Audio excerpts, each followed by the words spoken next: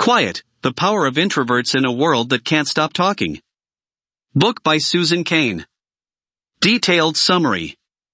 Introduction, The North and South of Temperament. The introduction of Quiet, The Power of Introverts in a World That Can't Stop Talking sets the stage for Susan Cain's exploration of introversion and extroversion. In this chapter, Cain introduces the concept of temperament and how it influences our behavior, relationships, and interactions with the world around us. The main idea of this chapter is to establish the foundation for understanding introversion and extroversion as fundamental aspects of human personality. Cain begins by recounting her experience at a summer camp as a child, where she struggled to fit in with the extroverted culture of the camp. This personal anecdote serves as a launching point for her inquiry into the nature of temperament and the cultural biases surrounding introversion and extroversion. Cain discusses how temperament is often overlooked or misunderstood in contemporary society, overshadowed by other personality traits such as intelligence or charisma. She explains that introverts and extroverts differ in their levels of sensitivity to stimulation, with introverts being more sensitive to external stimuli and needing time alone to recharge their energy. Key points in this chapter include 1. The nature of temperament. Cain introduces the concept of temperament as an enduring aspect of personality that influences how individuals respond to their environment. She emphasizes that temperament is not fixed and can vary across different situations and contexts. 2. Introversion versus extroversion. Cain defines introversion and extroversion as two ends of a spectrum of temperament, with introverts preferring quieter, more solitary activities and extroverts seeking out social interaction and external stimulation. She emphasizes that introversion is not synonymous with shyness or social anxiety but rather reflects a preference for depth over breadth in social interactions. 3. Cultural bias towards extroversion. Cain highlights the cultural bias towards extroversion in Western society, where outgoing, assertive behavior is often valued over introspection and solitude. She discusses the historical roots of this bias and its implications for introverts in various domains, including education, work, and social life.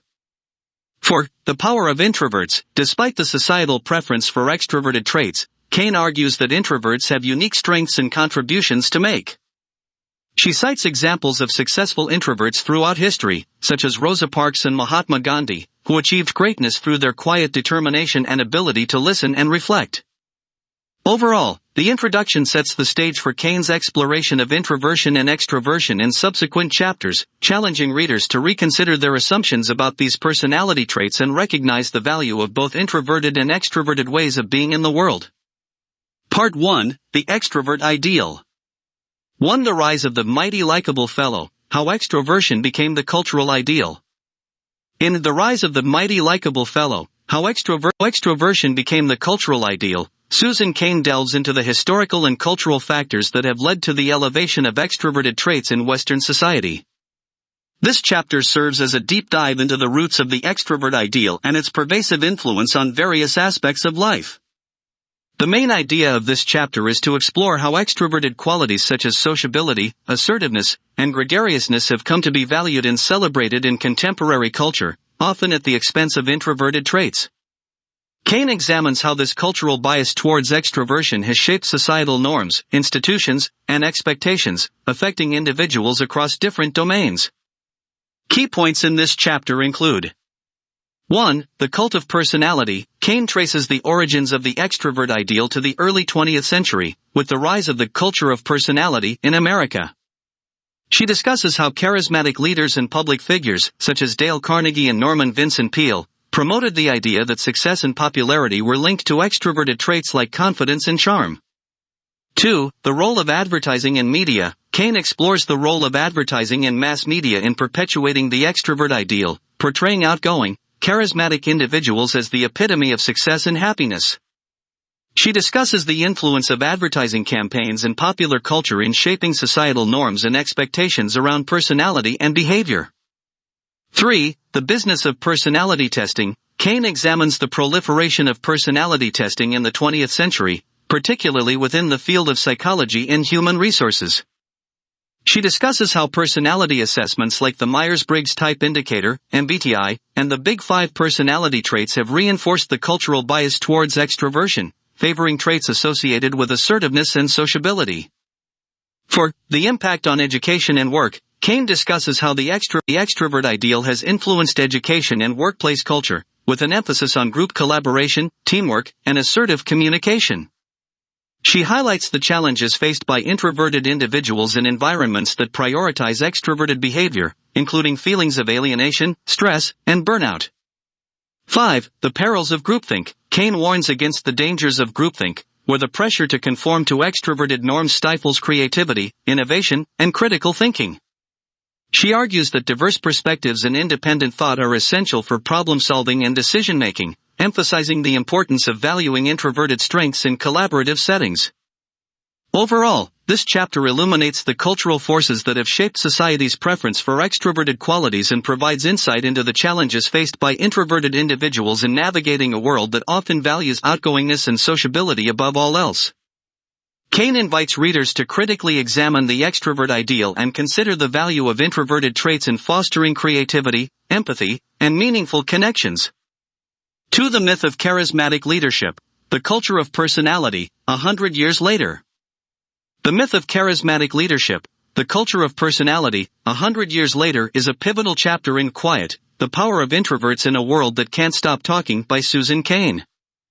In this chapter, Cain delves into the historical roots of the extrovert ideal and examines its impact on leadership styles and organizational culture. The main idea of this chapter is to debunk the myth of charismatic leadership and challenge the assumption that extroverted traits are essential for effective leadership. Cain explores how the cultural bias towards extroversion has shaped our perception of leadership and influenced the qualities we value in leaders. Key points in this chapter include: 1. The rise of charismatic leadership. Cain traces the emergence of charismatic leadership to the early 20th century, with figures like Teddy Roosevelt and Woodrow Wilson epitomizing the ideal of the outgoing, dynamic leader. She discusses how the rise of mass media and public relations contributed to the cult of personality surrounding charismatic leaders, emphasizing style over substance. 2. The charisma myth. Cain critiques the notion that charisma is a prerequisite for effective leadership, arguing that it is often superficial and can mask underlying incompetence or unethical behavior. She discusses research that suggests that introverted leaders can be just as effective, if not more so, than their extroverted counterparts, citing examples of introverted leaders who have excelled in their roles.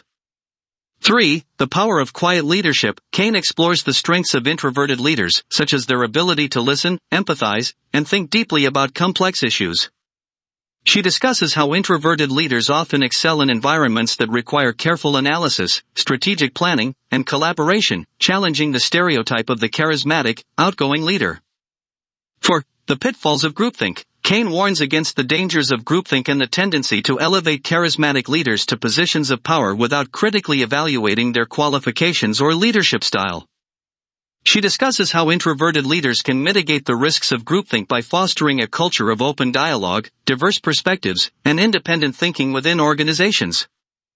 5. Redefining leadership. Cain advocates for a more inclusive and nuanced understanding of leadership that recognizes the value of introverted traits, such as humility, introspection, and empathy.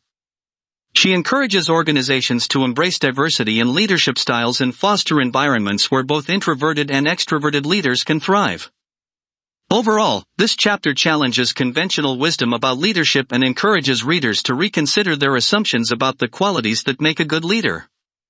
Cain highlights the strengths of introverted leaders and calls for a cultural shift towards a more inclusive and balanced approach to leadership. 3. When collaboration kills creativity, the rise of the new groupthink and the power of working alone. When collaboration kills creativity, the rise of the new groupthink and the power of working alone is a thought-provoking chapter from Quiet, The Power of Introverts in a World That Can't Stop Talking by Susan Cain. In this chapter, Cain explores the impact of the cultural shift towards group collaboration on creativity and innovation in various domains, including education, business, and the arts. The main idea of this chapter is to examine how the emphasis on teamwork and group brainstorming has affected the quality and originality of creative work.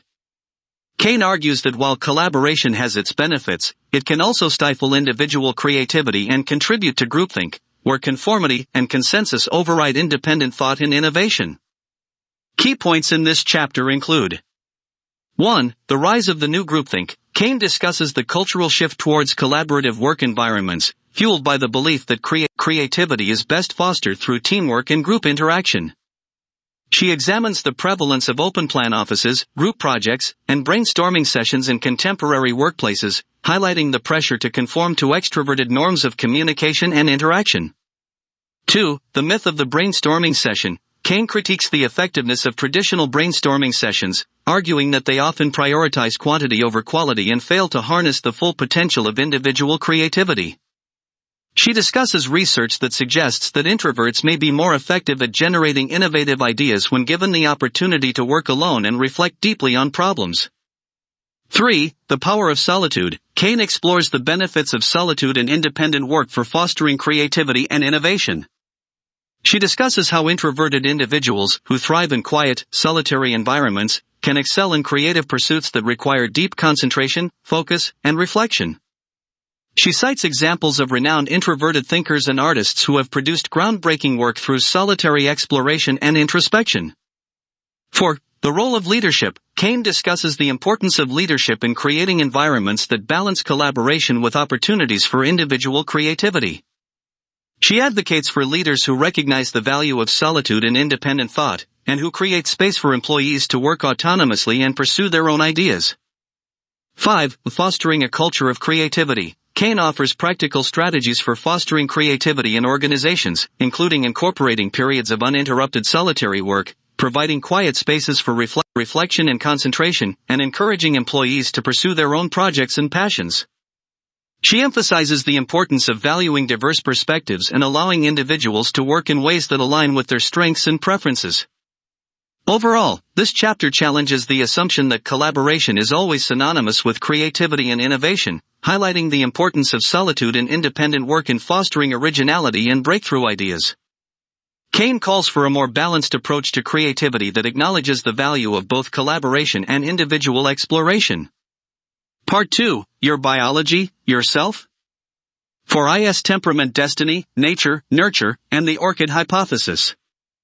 Is temperament, destiny, nature, nurture, and the orchid hypothesis is a captivating chapter from Quiet, The Power of Introverts in a World That Can't Stop Talking by Susan Cain. In this chapter, Cain explores the complex interplay between genetics, environment, and individual temperament, challenging the notion that personality traits are predetermined and immutable. The main idea of this chapter is to investigate the orchid hypothesis, which suggests that some individuals are more sensitive to their environment and therefore more susceptible to both positive and negative influences. Cain examines how this hypothesis applies to introverted and extroverted traits, exploring the ways in which genetic predispositions interact with environmental factors to shape personality development. Key points in this chapter include: 1. The nature versus nurture debate. Cain discusses the long-standing debate over the relative importance of genetics and environment in shaping personality traits.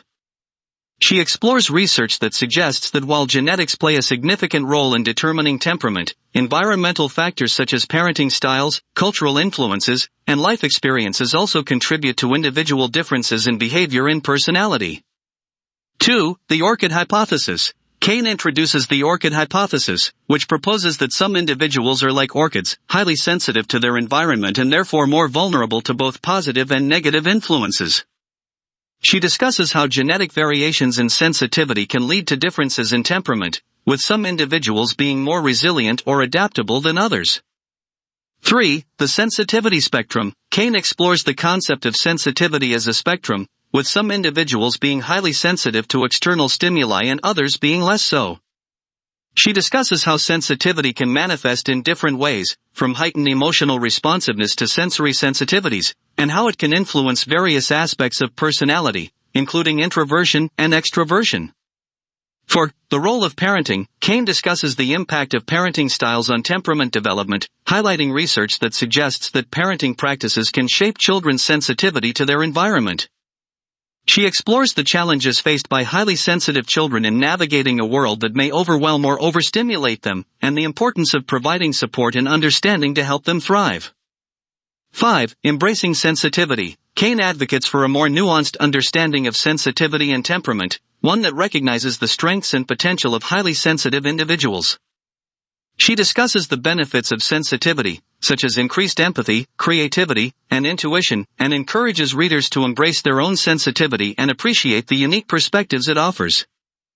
Overall, this chapter challenges deterministic views of personality development and highlights the complex interplay between genetics, environment, and individual temperament. Cain encourages readers to consider the orchid hypothesis as a framework for understanding the diversity of human experience and the potential for growth and resilience in highly sensitive individuals.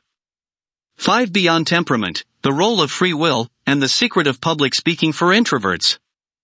Beyond temperament, the role of free will, and the secret of public speaking for introverts, is a fascinating chapter from Quiet, The Power of Introverts in a World That Can't Stop Talking by Susan Cain. In this chapter, Cain explores the concept of free will and its role in overcoming innate temperament traits, particularly in the context of public speaking for introverts. The main idea of this chapter is to challenge the notion that temperament determines destiny and to examine how individuals can exercise agency and choice to navigate situations that may be challenging or uncomfortable due to their temperament. Key points in this chapter include: 1. The influence of temperament. Cain acknowledges the influence of temperament on behavior and preferences, emphasizing that introverted individuals may naturally find certain social situations, such as public speaking, more daunting than extroverted individuals. She discusses the physiological and psychological factors that contribute to introverts' discomfort in such situations. 2. The role of free will. Cain explores the concept of free will and its implications for overcoming innate temperament traits. She argues that while temperament may predispose individuals to certain behaviors or preferences, they still have the capacity to make conscious choices and take deliberate action to challenge themselves and grow beyond their comfort zones. 3. The secret of public speaking for introverts. Cain offers practical strategies for introverts to improve their public speaking skills and become more comfortable in front of an audience. She emphasizes the importance of preparation, rehearsal, and finding one's authentic voice as key components of effective public speaking for introverts. 4. Harnessing introverted strengths. Cain discusses how introverted traits, such as deep listening, introspection, and empathy, can be leveraged to enhance public speaking effectiveness. She encourages introverts to embrace their unique strengths and find ways to incorporate them into their speaking style, rather than trying to mimic extroverted behaviors. 5. The power of practice. Cain stresses the importance of practice and exposure in building confidence and competence in public speaking. She encourages introverts to start small, gradually increasing the difficulty of speaking challenges, and to view each experience as an opportunity for growth and learning. Overall, this chapter empowers introverts to take control of their public speaking fears and challenges them to step outside their comfort zones with courage and determination. Cain highlights the role of free will in overcoming innate temperament traits and provides practical guidance for introverts to develop their speaking skills while staying true to themselves. 6. Franklin was a politician, but Eleanor spoke out of conscience. Why cool is overrated. Franklin was a politician, but Eleanor spoke out of conscience. Why cool is overrated is a thought-provoking chapter from Quiet, The Power of Introverts in a World That Can't Stop Talking by Susan Cain. In this chapter, Cain explores the dichotomy between the pursuit of social status and the pursuit of authenticity, highlighting the value of speaking out of conscience over conforming to societal expectations of coolness. The main idea of this chapter is to challenge the cultural obsession with coolness and the pressure to conform to social norms, particularly in adolescence and young adulthood. Cain argues that authenticity and integrity are more important than fitting in or being perceived as cool, and she celebrates individuals who have the courage to speak out of conscience and stand up for their beliefs, even in the face of opposition. Key points in this chapter include: 1. The cult of coolness. Cain examines the cultural fascination with coolness, particularly among young people, and the pressure to conform to certain standards of appearance, behavior, and social status. She discusses the influence of peer pressure, social media, and popular culture in perpetuating the myth of coolness and marginalizing those who do not fit the mold. 2. Authenticity versus conformity. Cain contrasts the pursuit of authenticity with the desire to fit in and be accepted by others. She argues that authenticity requires the courage to be true to oneself and speak out of conscience, even when it means going against the grain or risking social rejection. She celebrates individuals who have the integrity to stand up for their beliefs and values, regardless of whether they are perceived as cool by society. 3. The power of nonconformity. Cain discusses the importance of nonconformity in fostering creativity, innovation, and social change. She highlights the contributions of nonconformists throughout history, from civil rights activists to artistic pioneers, who challenged the status quo and pushed society to reconsider its norms and prejudices. 4. The role of introverts. Cain explores the connection between introversion and authenticity, suggesting that introverts may be more inclined to prioritize inner values and convictions over external validation and social approval. She celebrates the quiet strength of introverts who lead with integrity and speak out with conviction, even if they do not seek the spotlight or conform to traditional notions of coolness. 5. Embracing unpopularity. Cain encourages readers to embrace their uniqueness and resist the pressure to conform to societal expectations of coolness. She argues that true fulfillment comes from living authentically and aligning one's actions with one's values, rather than seeking approval or validation from others. Overall, this chapter challenges readers to reconsider their priorities and embrace authenticity over coolness. Cain celebrates individuals who have the courage to speak out of conscience and encourages readers to cultivate their own inner sense of integrity and purpose, even if it means being unpopular or going against the crowd. 7. Why did Wall Street crash and Warren Buffett prosper? How introverts and extroverts think and process dopamine differently. Why did Wall Street crash and Warren Buffett prosper? How introverts and extroverts think and process dopamine differently is a compelling chapter from Quiet, The Power of Introverts in a World That Can't Stop Talking by Susan Cain. In this chapter, Cain explores the cognitive and neurological differences between introverts and extroverts, particularly in the context of decision-making and risk-taking. The main idea of this chapter is to examine how introverts and extroverts approach financial risk and investment strategies differently, drawing on research from neuroscience and psychology to understand the underlying mechanisms behind these differences. Key points in this chapter include 1. The neuroscience of introversion and extroversion. Cain discusses research that suggests introverts and extroverts have different patterns of brain activity and neurotransmitter levels, particularly in relation to dopamine, a neurotransmitter associated with reward-seeking behavior. She explores how introverts may have a lower threshold for dopamine stimulation and therefore may be less inclined to seek out high-risk, high-reward activities compared to extroverts. 2. Decision-making styles. Cain contrasts the decision-making styles of introverts and extroverts, suggesting that introverts tend to be more cautious and deliberate in their decision-making, while extroverts may be more impulsive and risk-seeking. She discusses the implications of these differences for financial decision-making, particularly in high-pressure, high-stakes environments like Wall Street. 3. Warren Buffett as an introverted investor. Cain examines the investment philosophy and decision-making approach of Warren Buffett, one of the most successful investors in history, who is often described as an introvert. She discusses how Buffett's introverted tendencies, such as his preference for thorough research and long-term thinking, have contributed to his success in navigating volatile financial markets and avoiding speculative risks. 4. The pitfalls of extroverted risk-taking. Cain explores the role of extroverted risk-taking in contributing to financial crises, such as the 2008 global financial crisis.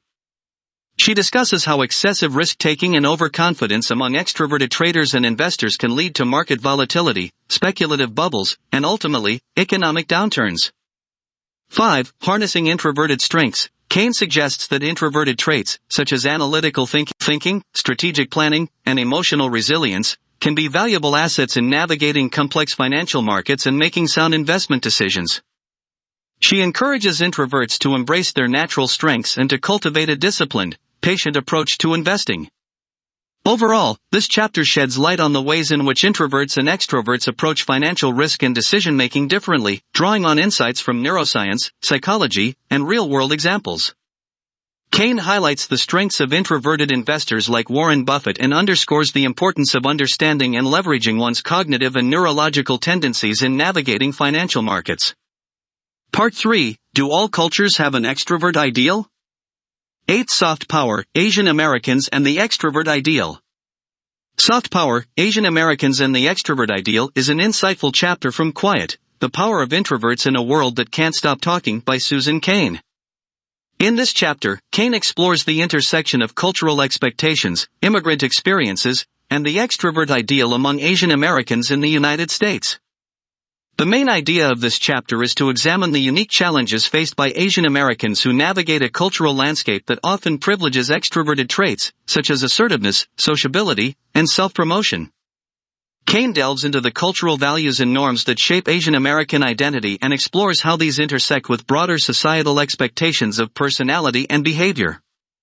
Key points in this chapter include 1. Cultural values and norms. Cain discusses the influence of Confucian values, collectivism, and the model minority myth on Asian American identity and behavior.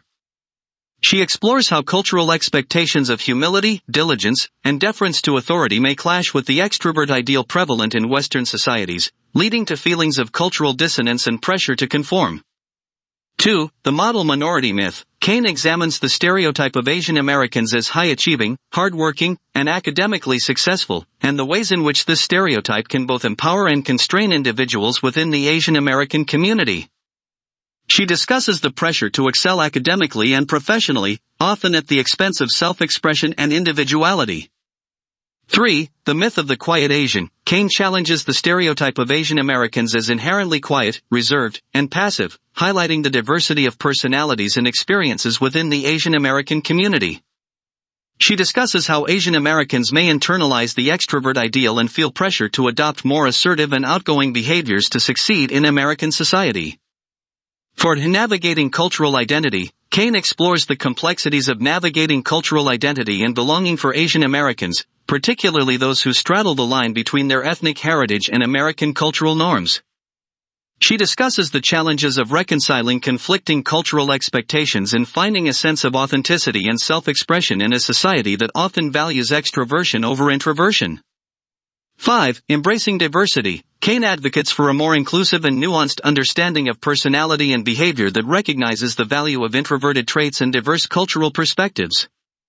She encourages Asian Americans to embrace their unique strengths and identities, whether they align with extroverted or introverted norms, and to resist pressure to conform to narrow stereotypes. Overall, this chapter sheds light on the complex interplay between culture, identity, and the extrovert ideal among Asian Americans in the United States. Cain highlights the challenges of navigating cultural expectations and the importance of embracing diversity and authenticity in defining one's sense of self and belonging. Part 4, How to Love, How to Work. 9. When should you act more extroverted than you really are? When should you act more extroverted than you really are? Is a practical and thought-provoking chapter from Quiet, The Power of Introverts in a World That Can't Stop Talking by Susan Cain. In this chapter, Cain explores the nuances of navigating social situations and offers insights into when it may be beneficial for introverts to adapt their behavior to appear more extroverted. The main idea of this chapter is to provide introverts with strategies for effectively managing social interactions and leveraging extroverted behaviors when necessary, without sacrificing their authenticity or well-being. Cain emphasizes the importance of balance and self-awareness in determining when to stretch beyond one's natural inclinations and when to honor one's introverted preferences. Key points in this chapter include 1. Understanding social dynamics. Cain discusses the importance of understanding social dynamics and recognizing when certain situations may call for more extroverted behavior. She explores factors such as cultural norms, professional expectations, and personal goals that may influence when it is advantageous to act more extroverted than one really is. 2. Strategic adaptation. Cain introduces the concept of strategic adaptation, which involves consciously adjusting one's behavior to achieve specific goals or navigate social challenges. She discusses how introverts can strategically leverage extroverted behaviors, such as assertiveness, networking, and public speaking, to advance their careers, build relationships, and make a positive impact in their communities. 3. Authenticity versus flexibility. Cain explores the tension between authenticity and flexibility in social interactions, emphasizing the importance of maintaining integrity and self-awareness while also being open to stretching beyond one's comfort zone when necessary. She encourages introverts to embrace their authentic selves while recognizing the value of adapting to different social contexts and situations. 4. Self-care and boundaries. Cain emphasizes the importance of self-care and setting boundaries in managing social interactions as an introvert. She discusses strategies for preserving energy, managing overwhelm, and prioritizing activities and relationships that align with one's values and preferences. 5. Finding your voice. Cain encourages introverts to find their own unique voice and style of communication, rather than trying to emulate extroverted behavior. She discusses the power of quiet leadership, deep listening, and thoughtful communication in making meaningful connections and achieving success in various domains. Overall, this chapter provides introverts with practical guidance for navigating social interactions with authenticity, flexibility, and self-awareness. Cain empowers introverts to embrace their strengths, honor their boundaries, and strategically adapt their behavior when necessary to achieve their goals and thrive in a world that often values extroverted traits. 10. The communication gap. How to talk to members of the opposite type. The communication gap. How to talk to members of the opposite type is a valuable chapter from Quiet, The Power of Introverts in a World That Can't Stop Talking by Cain. In this chapter, Cain explores the challenges that arise when introverts and extroverts communicate with each other and offers practical strategies for bridging the communication gap. The main idea of this chapter is to promote understanding and empathy between introverts and extroverts, highlighting the differences in communication styles, preferences, and needs that can lead to misunderstandings and conflict. Cain emphasizes the importance of recognizing and respecting these differences in order to foster effective communication and positive relationships. Key points in this chapter include 1. Understanding introverted and extroverted communication styles. Cain explores the differences in communication styles between introverts and extroverts, highlighting how introverts tend to prefer deeper, one-on-one conversations and extroverts may gravitate towards more dynamic, group interactions. She discusses how these differences can lead to misunderstandings and frustration if not acknowledged and addressed. 2. Active listening and empathy. Cain emphasizes the importance of active listening and empathy in bridging the communication gap between introverts and extroverts. She encourages both introverts and extroverts to practice listening with an open mind, suspending judgment, and seeking to understand the perspectives and experiences of others. 3. Finding common ground. Cain suggests finding common ground as a way to connect with members of the opposite type. She discusses how introverts and extroverts can identify shared interests, values, and goals, and use them as a basis for meaningful conversation and collaboration. 4. Respecting differences. Cain emphasizes the importance of respecting differences in communication style and pace between introverts and extroverts.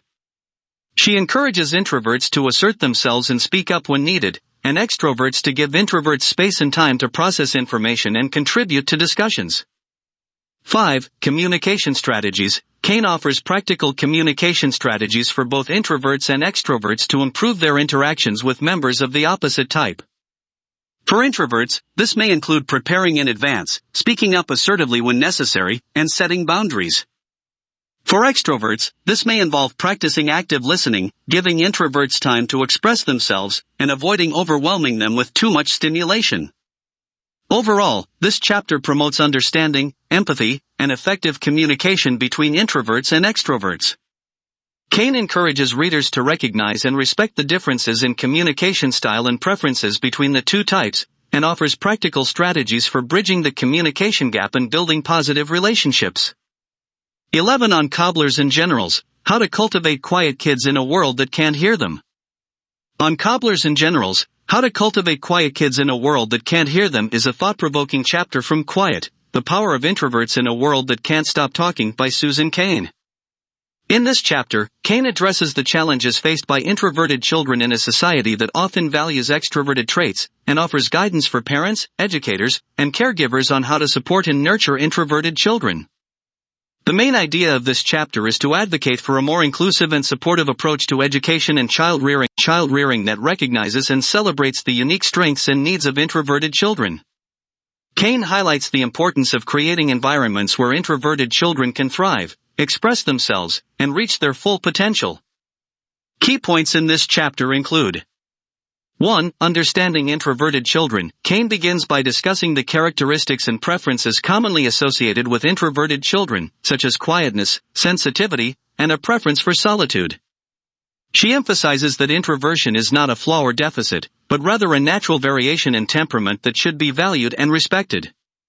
2. Challenges faced by introverted children. Cain explores the challenges that introverted children may encounter in educational settings and social environments, such as feeling overlooked or misunderstood, struggling to assert themselves in group settings, and experiencing social anxiety or overwhelm in overly stimulating environments.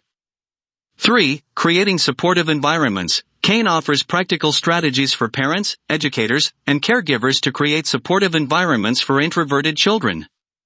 This includes providing opportunities for quiet reflection and independent learning, allowing for flexible learning styles and pacing, and promoting a culture of acceptance and appreciation for introverted traits.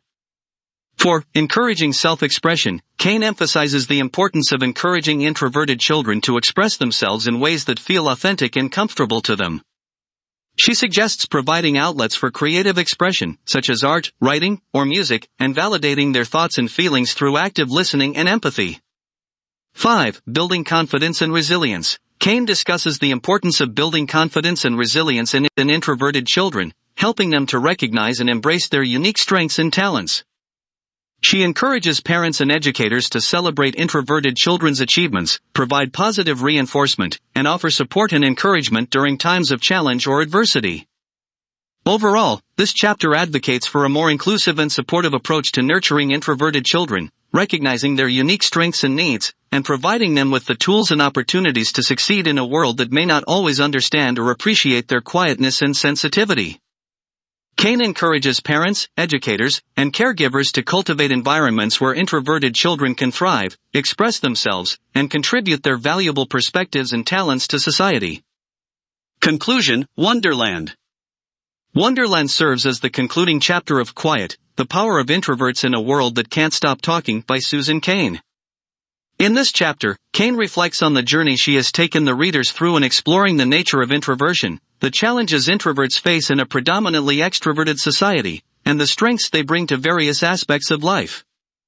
The main idea of this conclusion is to leave readers with a sense of hope and empowerment, encouraging them to embrace their introverted traits and recognize the value they bring to the world. Cain celebrates the diversity of human temperament and encourages readers to cultivate environments where introverts can thrive and contribute their unique perspectives and talents. Key points in this conclusion include: 1. Embracing introversion. Cain encourages readers to embrace their introverted traits as valuable and worthy of celebration.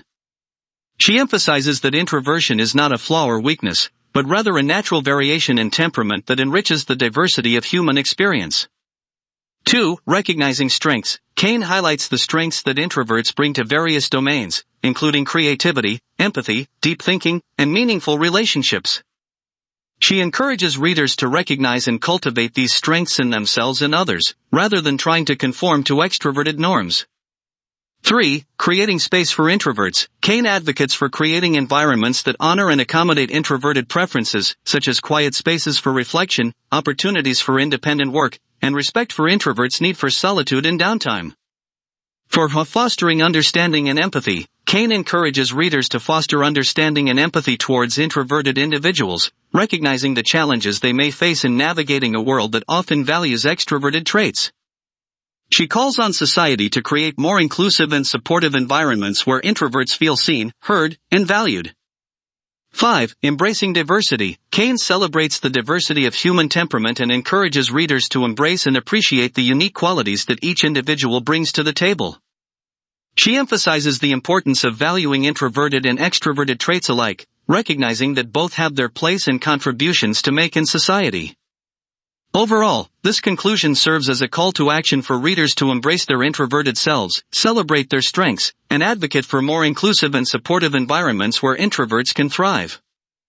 Cain leaves readers with a sense of optimism and possibility, inviting them to join her in creating a world that honors and respects the full spectrum of human temperament.